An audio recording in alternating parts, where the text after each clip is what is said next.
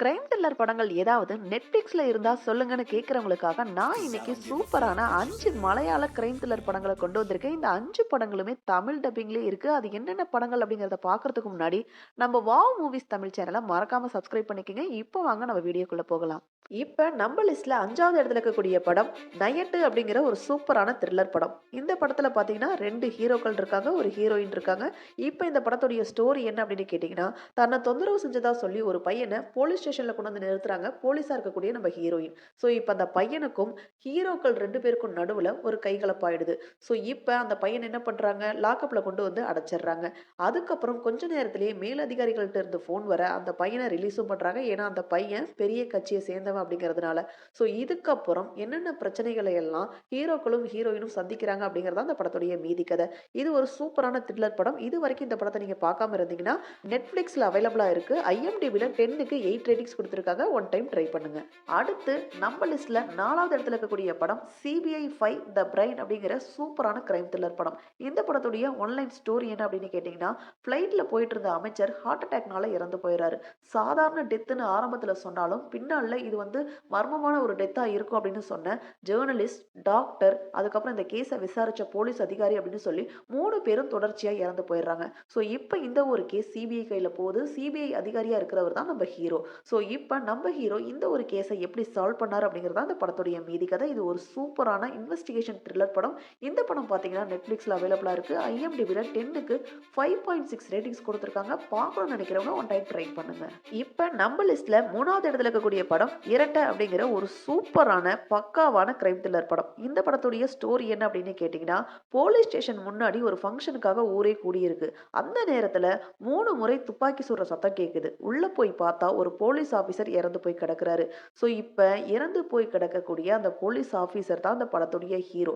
Hero பாத்தீங்கன்னா இரட்டை வேடத்துல நடிச்சிருப்பாரு. அண்ணன் டிஎஸ்பியாவும் தம்பி ஏஎஸ்ஐயாவும் நடிச்சிருப்பாங்க. இப்ப இறந்து போனது தம்பி கேரக்டர் தான். இப்ப அண்ணன் இந்த ஒரு கேஸை கையில எடுத்து தம்பியோட மரணத்துக்கு காரணம் என்ன, யார் இவரை கொலை பண்ணாங்க அப்படிங்கிறத கண்டுபிடிச்சாரா இல்லையா அப்படிங்கிறத அந்த படத்துடைய மீதி கதை. இந்த படம் ஒரு சூப்பரான த்ரில்லர் படம். கிளைமேக்ஸ் ட்விஸ்ட் எல்லாம் எதிர்பார்க்கவே முடியாத அளவுக்கு இருந்திருக்கும். ஸோ இந்த படம் பார்த்தீங்கன்னா நெட்ஃபிளிக்ஸ்ல அவைலபிளா இருக்கு. ஐஎம்டிபில 10க்கு 7.7 ரேட்டிங்ஸ் கொடுத்துருக்காங்க. பார்க்கணும்னு நினைக்கிறவங்க கண்டிப்பா ட்ரை பண்ணுங்க. இது ஒரு மஸ்ட் வாட்ச் கிரைம் த்ரில்லர் படம். இப்ப நம்ம லிஸ்ட்ல 2வது இடத்துல இருக்கக்கூடிய படம் அன்வி சிப்பின் கண்டித்தும் அப்படிங்கிற ஒரு சூப்பரான இன்வெஸ்டிகேஷன் த்ரில்லர் படம்.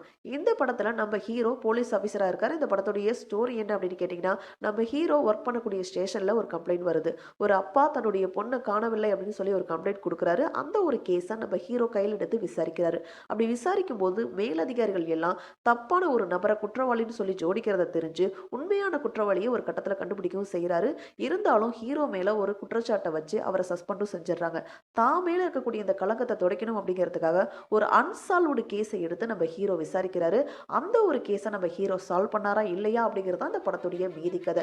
இந்த படத்துல ஃபர்ஸ்ட் ஹாஃப்லயே கதை முடிஞ்சிருச்சு நம்ம நினைக்கும் போது கிளைமேக்ஸ் வரைக்கும் நம்மளை உட்கார வச்சது தான் இந்த படத்துடைய ஸ்கிரீன் பிளே. இந்த ஸ்கிரீன் பிளே பக்காவா இருக்கு. இந்த படம் ஒரு சூப்பரான இன்வெஸ்டிகேஷன் த்ரில்லர் படம். இந்த படத்தை நீங்க இது வரைக்கும் பார்க்கல அப்படின்னு சொன்னா நெட்ஃபிளிக்ஸ்ல அவைலபிளா இருக்கு. ஐஎம்டிபில 10க்கு 7.4 ரேட்டிங்ஸ் கொடுத்துருக்காங்க. தமிழ் டப்பிங்லயே இருக்கு. ஒன் டைம் ட்ரை பண்ணுங்க. இப்ப நம்ம லிஸ்ட்ல முதல் இடத்துல இருக்கக்கூடிய படம் ரீசெண்டா வெளிவந்த ஆபீசர் ஆன் டியூட்டி அப்படிங்கிற ஒரு பக்காவான கிரைம் த்ரில்லர் படம். இந்த படத்துடைய ஒன்லைன் ஸ்டோரி என்ன அப்படின்னு கேட்டீங்கன்னா, நம்ம ஹீரோ ரொம்ப நாள் கழிச்சு போலீஸ் ஸ்டேஷனுக்கு வராரு. அப்போ ஒரு கேஸை கையில் எடுக்கிறாரு.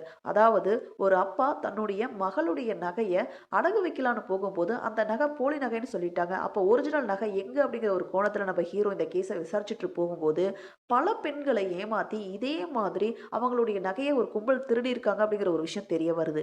இந்த ஒரு கேஸுக்கும் தன்னுடைய பொண்ணுடைய டெத்துக்கும் ஏதோ தொடர்பு இருக்கு அப்படிங்கிறத நம்ம ஹீரோ கண்டுபிடிச்சிடறாரு. ஸோ இப்போ இதுக்கெல்லாம் காரணமான அந்த திருட்டு கும்பலை தேடி போறதா அந்த படத்துடைய மீதி கதை. ஸோ இந்த படம் ஒரு பக்காவான கிரைம் த்ரில்லர் படம். கிளைமேக்ஸ் காட்சிகள்லாம் அல்டிமேட்டா இருக்கும். இது வரைக்கும் இந்த படத்தை நான் பார்த்ததே இல்லை அப்படின்னு சொல்றவங்க இந்த வீக் கண்டிப்பா ட்ரை பண்ணுங்க. இந்த படம் பார்த்தீங்கன்னா நெட்ஃபிளிக்ஸ்ல அவைலபிளா இருக்கு. ஐஎம்டிபில 10க்கு 7.6 ரேட்டிங்ஸ் கொடுத்துருக்காங்க. கண்டிப்பா ஒன் டைம் ட்ரை பண்ணுங்க. இதே மாதிரி சூப்பரான படங்களை பத்தி நீங்க தெரிஞ்சுக்கிறதுக்கு நம்மளுடைய வாவ் மூவிஸ் தமிழ் சேனலை சப்ஸ்கிரைப் பண்ணுங்க, லைக் பண்ணுங்க, ஷேர் பண்ணுங்க, கமெண்ட் பண்ணுங்க. தேங்க்யூ.